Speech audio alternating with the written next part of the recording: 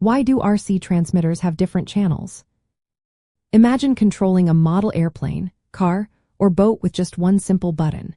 It would be pretty limited, right? That's where channels come into play. They are the backbone of how RC transmitters communicate with your models. Each channel is like a separate control line that sends a specific command to the receiver on your RC vehicle.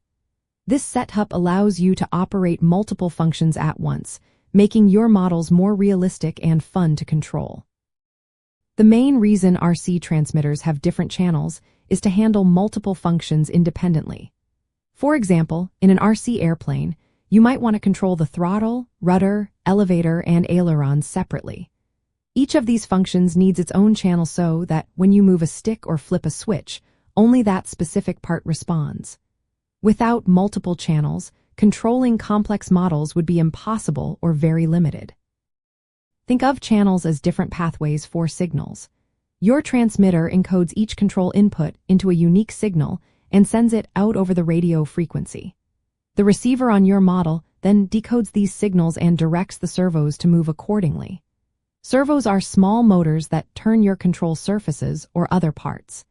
Each servo gets a pulse from the receiver that tells it how much to move, based on what you did on the transmitter. The number of channels you need depends on what you want to control.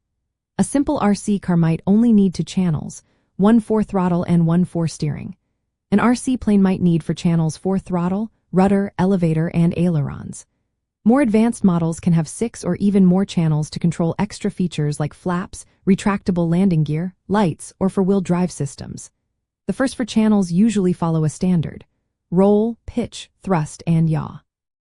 Extra channels beyond that are often used for auxiliary functions and can be customized. Modern transmitters use technology that allows many channels to operate at once without interference.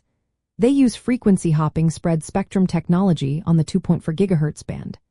This means the transmitter switches frequencies hundreds of times every second, so signals don't clash even if multiple models are nearby. The antenna on the transmitter sends out the encoded signals, and the receiver's antenna picks them up.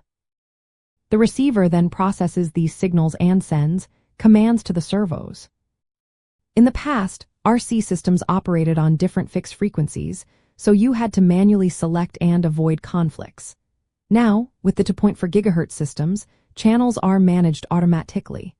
This makes flying or driving multiple models in the same area much easier and more reliable.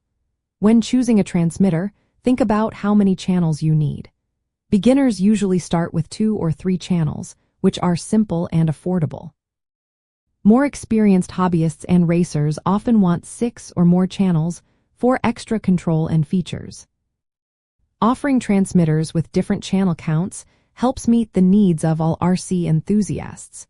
Whether you're just starting out or building a complex model, the right number of channels makes a big difference.